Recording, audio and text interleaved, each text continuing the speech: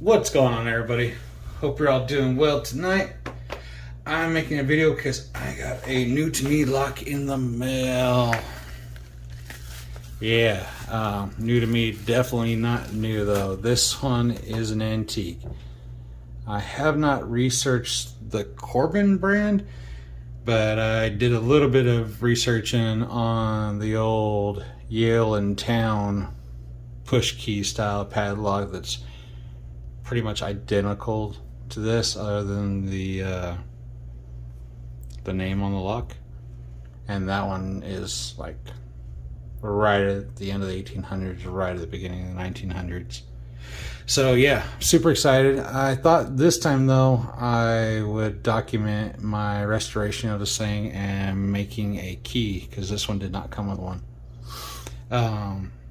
Yeah, hopefully I do it justice. But before I can even put it in the ultrasonic cleaner and get the process of cleaning it started, I need to get it picked and disassembled. So let's see what happens. Hopefully it's not too terrible of a pick. I know some of these old locks can be pretty bad, and who knows what the previous owners have done to this thing. Hopefully nothing at all. Hopefully they lost the key and it's just been sitting in someone's junk drawer forever. But yeah, let's see what I want to try to pick it, because usually I think I'm gonna go with the shallow hook, just a standard shallow hook, and get my little pry tool going. Actually, I need to adjust this a little bit more. Don't need to worry about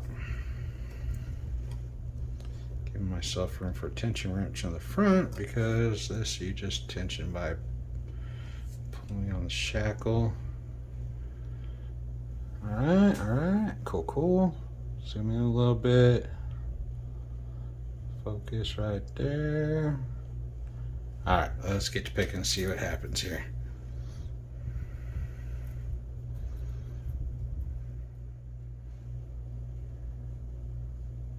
Oh. Got it open. Finally. Alright. That's the other thing about these locks is I'm not used to the open, so sometimes don't even realize that I got it open. So yeah, that is where we're at right now. Going to check it out and carefully examine it and get it dismantled. All right, guys, so I'm back. As you can see, unlike my Yale and Town that had a flathead screw down there, this one just had a square hole. So I fabricated a square tool out of an old bolt I found, and just stuck that in there like that, and then grabbed an old wrench, not exactly the right size for this bolt, but it doesn't matter, because I got a half a turn on it and it started turning, and I figured if it's turning, it's time to get back on the video. So now that we got that far with it, let's go ahead and open it all the way up.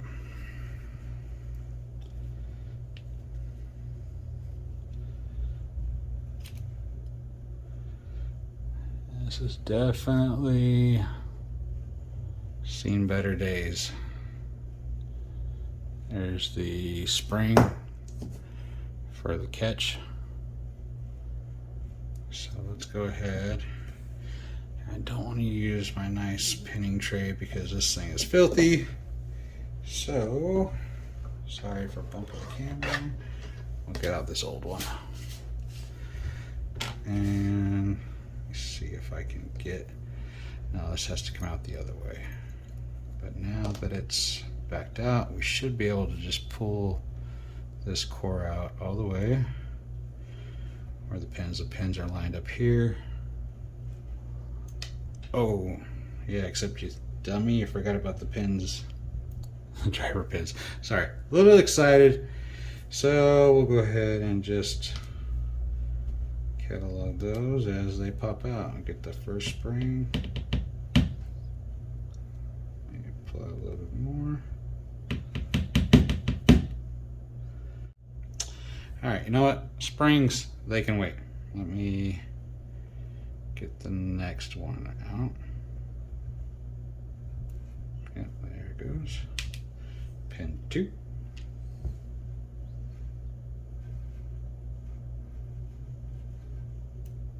Pin 3. Oh, I thought it was a key pin for a second. It's just got a bunch of, oh, sorry, and focus, and camera, got some grease on it. 100-year-old grease.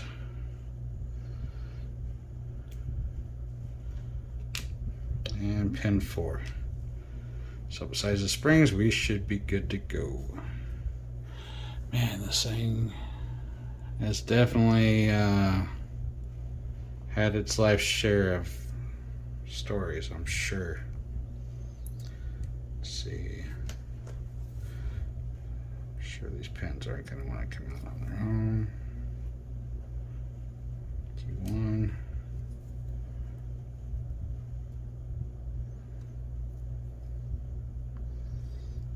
T2.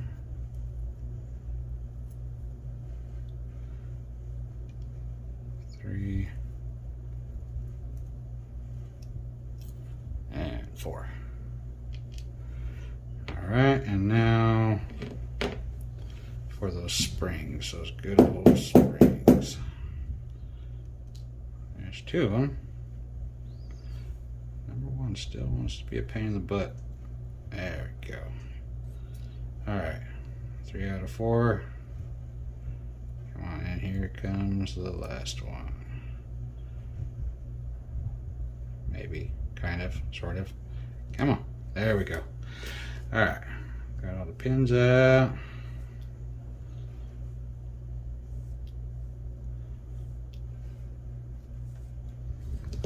And now just got to get this spring out, which I'm so glad this one's in good shape. My last one, I actually had to fab one up because it was broken. It looks like this one does want to come out to the top side here. Hopefully I don't break it. There we go. Got that bad boy out. That's the spring that helps close the shackle. Once it comes down, it pulls it down into a lock position.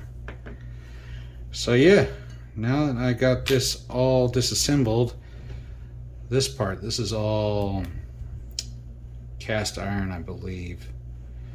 I'm going to wash it out and then put it in my ultrasonic cleaner, give it a nice vinegar bath to get rid of that rust, stop what's going on, and then I'll give it a nice coating of Corrosion X to keep it from getting any worse. So that's where we're at, and hopefully I'll be back soon with some more.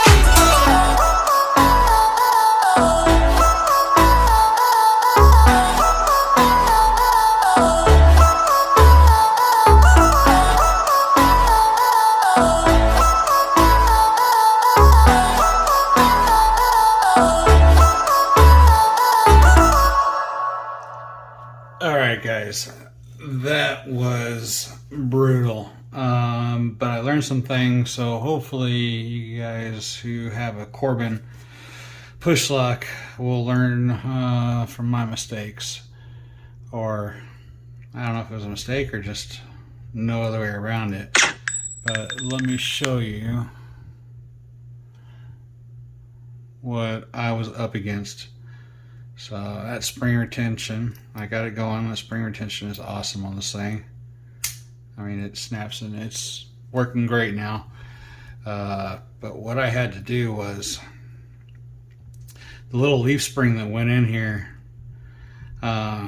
It's kind of a J-shaped leaf spring with a hole on the hook side that the nipple of this goes into. Well, let me show you on my Yale the difference. This is why I want to redo the key for this one, because it doesn't quite work as nicely as this one.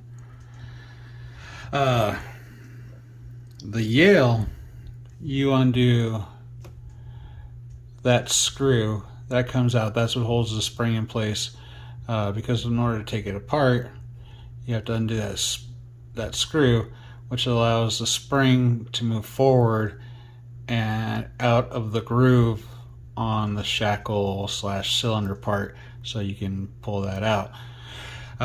This one, it's just this whole thing unscrews, and it looks like the nipple part wasn't meant to be taken out. So I'm not sure if it's one piece or two pieces, but it looks like that nipple was originally a separate pin that was driven down in the middle, and then they crimped it closed. So that spring is under a lot of tension when it's in this position, and so it is a real pain. And with these soft brass threads and this cast iron body, really easy to strip. So I kind of had to make a little bit of a sacrifice. I took a needle file to the inside of the hole on the J clip, the J leaf spring, and just ever so slightly wallered out the leaf spring a little bit, and then also the nipple on this side. I just sanded it down a little bit just to give me an extra little bit of room so I could center this nut and get those threads started without fear of stripping it. I was real slow and took off just a minimal amount, and obviously the spring is still engaged enough with the shackle that it's not coming out of there, and it is under some heavy spring tension, which is awesome. So if you guys have a Corbin padlock like this that does not have a screw for you to take out, just keep in mind that, I mean, you're probably going to have to do something similar if you do want to do a full disassembly of it. Otherwise, if you don't have to, I would recommend just not messing with that leaf spring at all. Well, actually, you have to if you want to take out the cylinder or anything. So yeah, it's just what you have to do if you have one of these old Corbins where they've pinned in or crimped in the pin that goes through the middle of this nut. So anyways, that's it. She is good to go. The key works beautifully. I mean, just pushes right up, no problem. Snaps right back into place. Yeah, I'm happy, and it's going to be an awesome part of my collection. Do me a favor. Tell me if you would leave the patina or if you would shine it up. Just want to know your personal preference. Some people say it diminishes the value of the lock, but I don't plan on ever selling this, so I don't care about the resale value. I just don't know if, I mean, I already got one shiny lock. I don't know if I want two. Kind of liking the patina, but I'd like to know what you guys would do if it was yours. So leave a comment down below, and thanks for watching and bearing with me on this video, guys. That's all I got for you tonight. You guys have a blessed one.